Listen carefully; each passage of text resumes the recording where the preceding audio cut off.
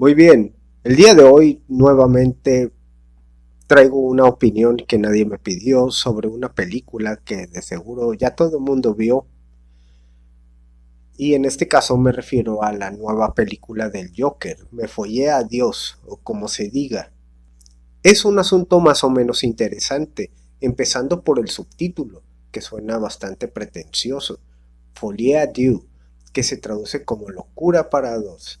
No entiendo el porqué del título en francés si el Joker no es canadiense o europeo, que yo sepa. Imagínense cómo se llamaría la película si el director decidiera hacer una tercera parte donde saliera Batman. El Joker 3, Ménage à Trois.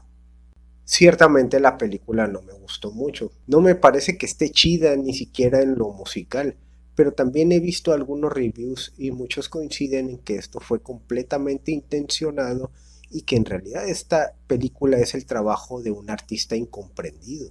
Se dice que el director, Todd Phillips, yo no sé quién es este señor, se caracteriza por hacer segundas versiones muy flojas, como la de una película llamada Hanover o ¿Qué pasó ayer? O algo así.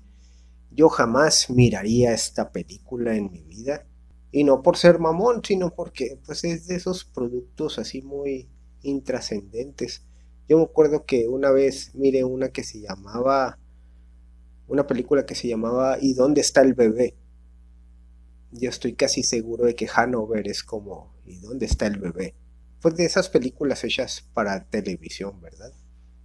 Continuando con el asunto del Joker, desde la primera entrega, tanto el personaje como toda la estética de la película es por momentos decadente, por momentos un tanto naif. El caso es que, aunque el personaje de Arthur es muy interesante y la película ciertamente es una genialidad narrativa y visual, mi conflicto está en que parece más bien una historia genérica desde el principio, pues fácilmente aplicable a cualquier asesino serial como sería John Wayne Gacy o Art, el personaje de Terrifier, o el Cuervo, o incluso el Pagliacci de un caballo. Lo que quiero decir es que podría ser cualquier payaso famoso. No hay nada en la historia de este personaje que lo conecte necesariamente con el personaje del Joker, excepto tal vez por el maquillaje o la presencia de un Bruce Wayne en una supuesta ciudad gótica. Incluso los colores del vestuario ni siquiera corresponden con los del personaje del Joker. Y lo interesante de los personajes de Batman es que pues son bastante icónicos. Bueno, supongo todos los superhéroes y todos los villanos, algo que los caracteriza, entre otras cosas, es el vestuario. Se puede decir que son personajes estereotípicos, pero ya en el caso de los personajes de Batman casi se vuelven arquetípicos. Y bueno, fuera de estos desvaríos filosóficos, desde el principio me pareció que esto era una mera licencia creativa del autor, incluso una especie de trending ideológico por concientizar sobre la salud mental con un personaje fácil de identificar por el público. Yo dije, ah, bueno, pues está muy bien, ¿no? Todo el mundo sabe quién es el Joker. Tal vez no todo el mundo se ha puesto a pensar en qué es lo que tuvo que pasar para que llegara a ser el Joker. Ciertamente el personaje de esta película no es precisamente el mismo que el Joker de Batman. No es ese psicópata interpretado por Ledger o por Jack Nicholson. Este es el personaje en el que todos esperábamos que se profundizara. Ya mencioné que ni siquiera los colores del vestuario corresponden con los del personaje. No me malentiendan, no soy un fan de Batman ni de las películas de superhéroes y nunca en mi vida he leído un cómic, pero ciertamente es un cuento ya leído muchas veces, parte de la cultura popular, y resulta muy sencillo identificar a los personajes. Luego me di cuenta que estas historias a lo largo del tiempo han tenido algunas versiones alternativas, así que podríamos decir por qué esta película tendría que ser la excepción.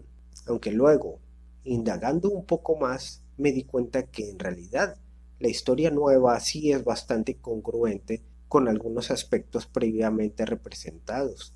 Me refiero a la cuestión del personaje de quien debería de ser Harley Quinn, o en este caso Lee Quinzel, una psiquiatra que elige internarse de forma voluntaria en una institución mental, Aunque sus motivaciones varían un poco, en esencia dan el mismo resultado. Una señora loca que se disfraza de arlequín y se enamora de otro loquito de la institución. Es irónico porque más o menos así empieza la historia del Cuervo 2, una película que como muchos ya pudimos ver es una historia bastante simple. Llegados a este punto tengo que hacer un disclaimer.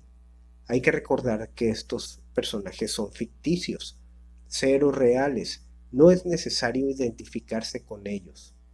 Por otra parte, esta nueva historia del Joker ya ha sido planteada anteriormente en la serie Gotham. No había visto la serie, pero es simplemente excepcional. Es así que la recomiendo. Ajá, sobre todo porque desde entonces ya se planteaba disimuladamente la idea del Joker y Batman como un símbolo, y no como un personaje en específico. Es muy curioso porque esto plantea como una alternativa narrativa a lo que serían como los multiversos. No ocupas tener un multiverso, sino solo una sociedad muy compleja donde se repitan los mismos fenómenos sociales. De hecho, es curioso que la serie de Gotham inicia justo donde termina la primera entrega del Joker, que es con el asesinato de los padres de Bruce Wayne.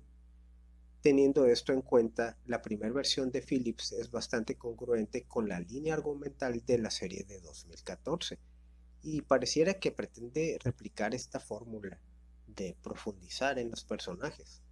En el caso de la segunda entrega, aunque decepcionante para algunos, mantiene la línea argumental desde la perspectiva de un loquito como sería Arthur Fleck, y aunque no necesariamente es el némesis de Batman, sus motivaciones sí llegan a ser similares.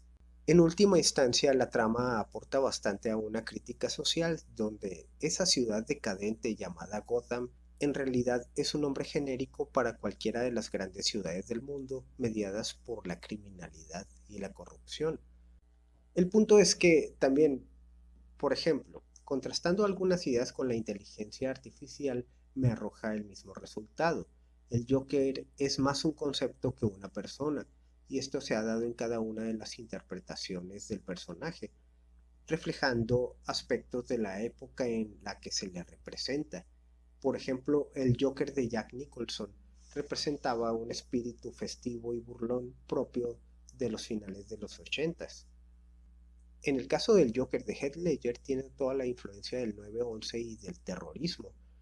Y en el caso del Joker actual también se ve reflejado un aspecto bastante oscuro de la sociedad americana actual, como sería el incremento en las afectaciones de salud mental y el fácil acceso a armas. Entonces, tal vez solo es un producto mal logrado, pero probablemente con la mejor intención, aunque su intención no fuera ganar dinero. Yo no sé por qué hicieron una película así, ¿verdad? Yo no soy un cineasta, pero pues ya analizándola con un poco más de detenimiento, pues se puede notar que fue cualquier película es un esfuerzo muy grande, pues nadie se esfuerza tanto como para solo ver cómo se cae por sí misma. Yo no sé. Por esto es difícil enojarse con el director o con los actores, porque en realidad el trabajo técnico y fotográfico es bastante bueno. Las interpretaciones también son bastante convincentes y sobre la trama, aunque más compleja e intrincada, sí es congruente con las historias anteriores. Lo cierto es que pareciera que la intención del director era hacer todo lo opuesto a un fanservice. Incluso por momentos se puede ver reflejado en la película, como en la persecución a pie, donde un tipo disfrazado del Joker persigue a Arthur, o incluso en el inesperado ataque a Arthur en la parte final por parte de quien bien podría ser su fan.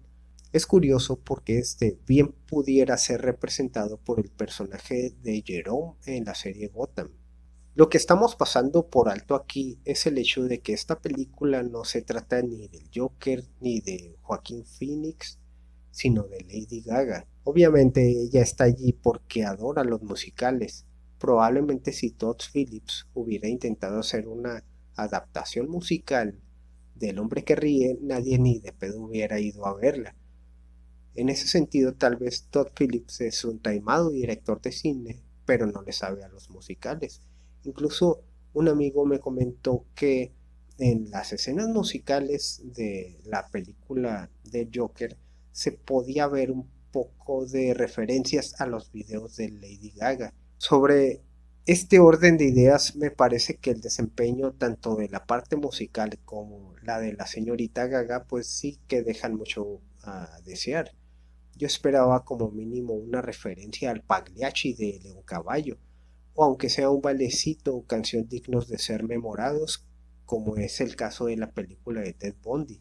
De hecho, es interesante porque hay muchos aspectos en el Joker que recuerdan a la película del 2019, como la parte del juicio y la autodefensa del acusado, la innecesaria escena sexual y además el intento de representar una estética sesentera y pues obviamente la música. Excepto que en esta película, la de 2019, la parte del juicio y la banda sonora sí aportan a la trama.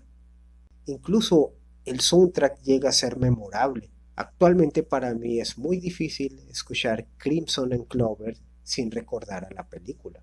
Esto simplemente no va a pasar con el film de Todd Phillips, ni con alguna de sus canciones, ni con alguno de los números musicales, simplemente porque no lograron conjugar lo visual con lo sonoro.